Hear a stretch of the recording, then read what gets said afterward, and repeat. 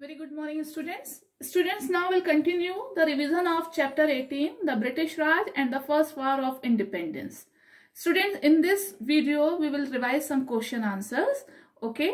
And some question answer I will give you in your worksheet.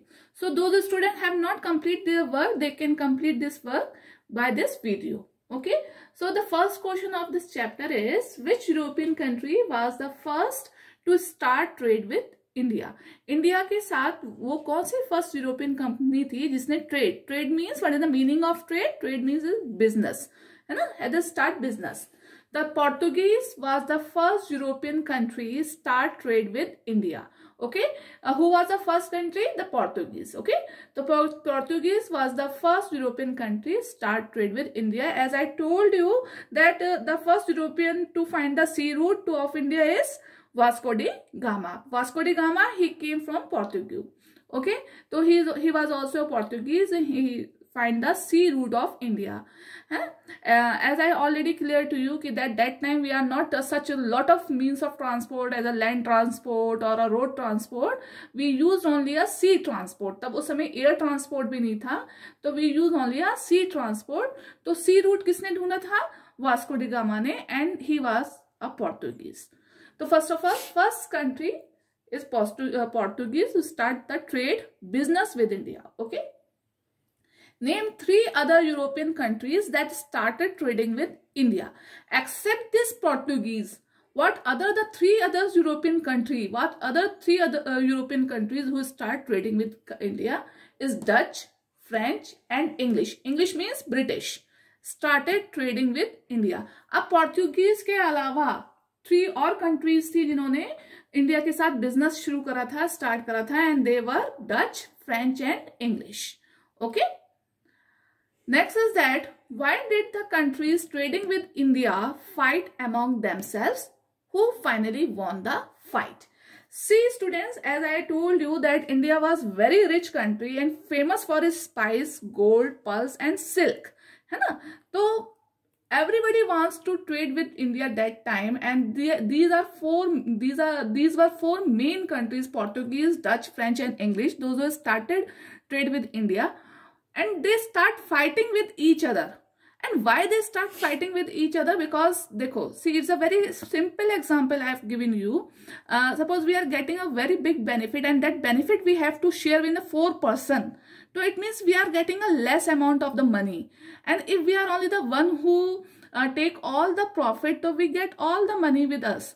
But in this trade, these are 4 countries who start fighting to get share of the trade for themselves. मतलब they don't want to share the profit of the business themselves.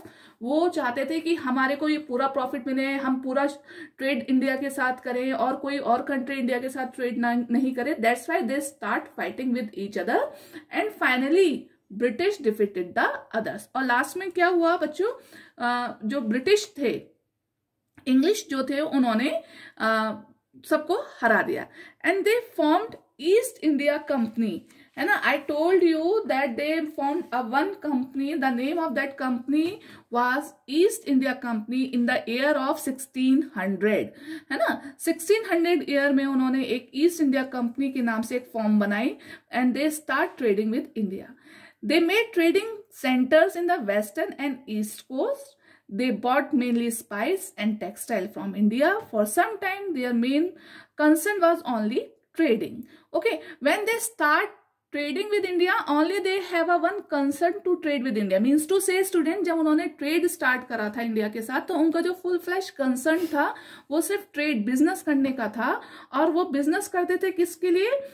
spice के लिए और silk के लिए, textile के लिए. Spice और textile में वो मेनली बिजनेस करते थे इंडिया के साथ, है ना. For this business they form the trading centres.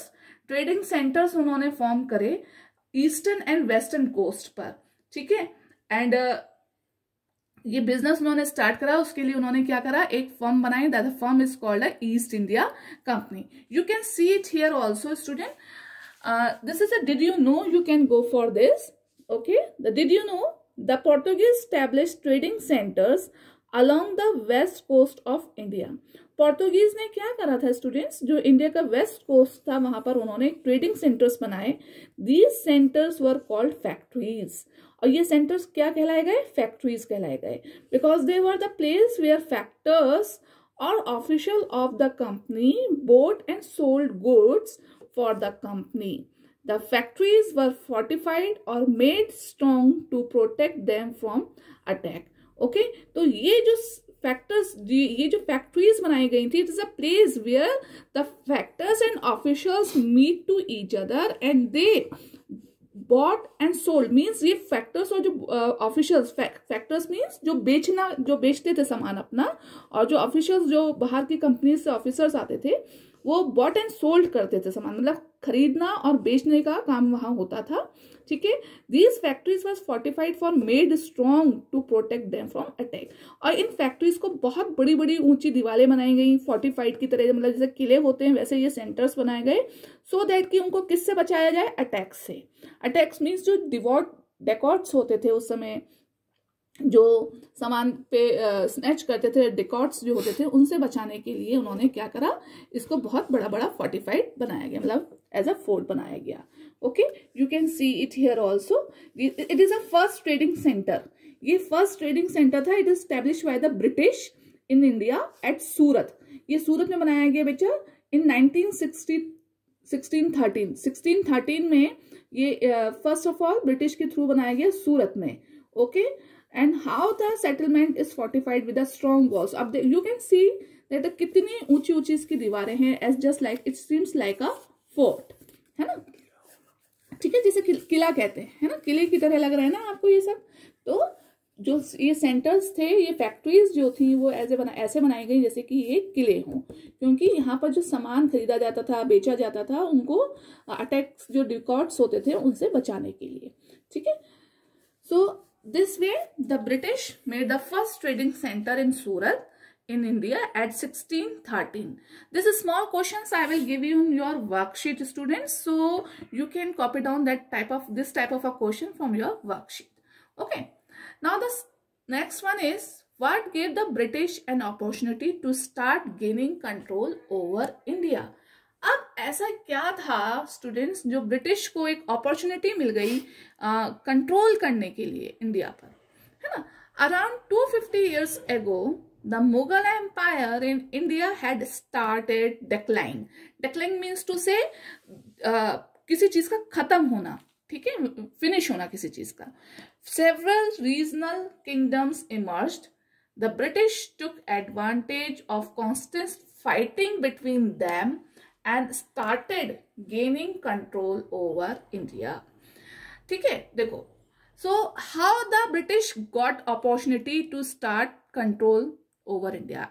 British ने कैसे इंडिया को कंट्रोल करना स्टार्ट करा? So around 250 years ago the Mughal Empire in India had started decline. मगर मुगल एम्पायर जो था is near about to finish, है ना, क्योंकि ब्रिटिश से पहले हम पे जो रूल था वो किसका था, मुगल्स का था. तो 250 years ago वो जो उनका जो एम्पायर था वो is going to be finish and several small kingdom merge. जो किंगडम्स थे बेटे उस समय वो मर्ज हो रही थी, आपस में मिल रही थी, है ना, और कंटिन्यूसली फाइटिंग चल रही थी मुगल एम्पायर और इंडियन एम्पायर्स के बीच में. ठीक है. फॉर ऑल दिस, कहते हैं ना जब दो जनों के बीच में लड़ाई होती तो third one take always advantage. तो third party is the British one and they took advantage of the constant fighting between them. तो ब्रिटिश ने सबसे ज्यादा इन दोनों का फायदा उठाया और जो कभी किसी को वो प्रोवोक करते थे, मतलब जो हिंदू राजा हुआ करते थे उनको वो मुगल्स के लिए प्रोवोक करते थे, मुगल्स को हिंदुओं के लिए प्रोवोक करते थे. Even they provoke to eat, मतलब मुगल्स में बहुत सारे लोग हुआ करते थे. जैसे I talk the battle of Plassey, I have already discuss the battle of Plassey, है ना. The British defeated Sirajuddaula, the nawab of Bengal. ठीक है, he became very powerful in Bengal. Over the next 100 years, they extended their control over most of India. जो battle of Plassey हुआ था student 1757 में, जिसमें उन्होंने नवाब, जो बंगाल के नवाब थे, सिराजुद्दौला को हराया था. After that they become very powerful, means British जो थे वो बहुत पावरफुल बन गए and they start gaining control over India. Students, that Battle of Plassey we have discussed. In this way, they start provoking to each other and start taking the control over India next 100 years. Okay, तो means उन्होंने मतलब 200 years हम पे rule करा है British ने. The next question is that, students, explain why the industrial revolution in Britain was bad for the weavers in India. Weavers means जो बुनकर होते थे, है ना, जो farmers हैं, weavers हैं, उनके लिए क्यों बुरा रहा industrial revolution. As you all know that India was a very rich country and all they wanted to control over the India. ठीक है. The wealth taken back to Britain by the traders of East India Company was used to fund the industrial revolution in Britain. Students, क्या होता था, जितना भी पैसा जो Britain India traders India के जो बिजनेसमैन से अर्न करता था, वो क्या उस सब फंड को वो किस में लगाता था, अपने इंडस्ट्रियल रिवोल्यूशन में लगाता था. ठीक है. The farmers in India were forced to grow crops like indigo and cotton.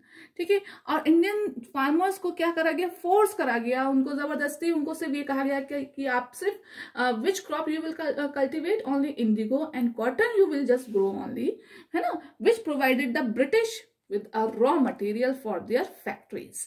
अब ये सब चीजें जो इंडिगो और कॉटन थी, जो ब्रिटिशर्स थे, वो एज ए रॉ मटेरियल इसको अपनी फैक्ट्रीज के लिए यूज करते थे. ठीक है. The British purchase this at a very low price. Where they are getting for this indigo and cotton, they are getting the indigo and cotton from Indian farmers and they paid a very low prices to them. मतलब उनको बहुत कम पैसा देते थे. As a result, the farmers suffered, है. और जब दो ही क्रॉप्स वो उगा रहे हैं, इंडिगो एंड कॉटन, उसके भी उनके बहुत कम पैसे मिल रहे हैं, तो क्या हुआ, फार्मर्स जो है वो बहुत ज्यादा गरीब होने लगे. दे बिकेम पुअर, है ना, और वो गरीब होने लगे. The while the British made huge profit. और जो ब्रिटिशर्स थे वो बहुत ज्यादा प्रॉफिट इसमें कमाने लगे. The mill cloth made by the British industries was sold in India at a cheaper and better quality than the cloth made by the local weaver. So more and more people bought it. As a result of this, the Indian handloom industry suffered and the workers became poor. Trader also suffered because of the goods coming from the Britain. What they did, student, because there is no more space, so I couldn't write the whole answer here, but you can see this answer in your book also. So जो meal cloth थी, ठीक है, industries जो थी वो British जो थे was sold in India. They took the raw material from India and they furnished this material in their industries in Britain. ठीक है. वो इंडिया से रॉ मटेरियल लेते थे, अपनी फैक्ट्रीज में उनको फिनिश करते थे, and then they sold all this finished goods in India at high rates, high prices. ठीक है. तो इस वजह से क्या हुआ, जो इंडिया की हैंडलूम इंडस्ट्री थी उसमें जो वर्कर्स थे वो बहुत गरीब हो गए, क्योंकि उनको पैसा ही नहीं मिलता था, है ना. वो तो अपना कॉटन और जो इंडिगो थी वो उसको बहुत लो प्राइसेस पे सेल आउट कर देते थे, और वही चीज फिर उनको बाद में बहुत महंगे दामों पर खरीदनी पड़ती थी, because of this goods coming from Britain. और ये जो गुड्स थी, ये जो सामान था, वो कहाँ से बनकर आ रहा था, ब्रिटेन से बनकर आ रहा था. ठीक है. तो this is a policy of Britain, this was the policy of Britishers, how to made them rich. So simply what they did, they took our raw material at the cheap rate from Indian weavers, Indian farmers, and again they furnished the things in their factories, and after finishing these goods they send the things at the higher prices again in India. Means हमसे raw material लिया सस्ते पे, cheap rate पे, उसको अपनी factories में बहुत अच्छे फिनिशिंग करके बनाया गया, है ना, और उस सामान को फिर इंडिया में बहुत हाई रेट्स पे बेचा गया. ठीक है. तो दोनों ही तरीके से जो इंडिया था वो बहुत सफर हो रहा था. As a businessman, as a farmer, as a weaver, सब जो थे वो बहुत गरीब होते चले गए, एंड ब्रिटेन जो था, they became very rich over there, है ना. So same in this manner some other question answer left, little bit. I think how many questions are left here? 3 questions are left, which I will give you in the worksheet. Okay, these are your 3 more questions are here. This I will give you in your worksheet. So you will copy down from the worksheet, and rest of the question you will copy down from your this video. Okay, and students, please read the chapter for getting the answers, because in exam I will give you the answers from your chapter, not at these questions. Okay, तो आप जो भी आपके पास books हैं, if you are not having books, so you send a message me in your WhatsApp class WhatsApp group कि ma'am I don't have a book, so I will give a one PDF of the chapter in class WhatsApp group. Okay तो मैं आपको क्या करूंगी, उस chapter की एक PDF जो है वो आपको क्लास WhatsApp ग्रुप में सेंड कर दूंगी, so that very easily you can study. Okay students, so have a nice day, and second, in the next video we will revise the next chapter. Okay, take care, stay safe.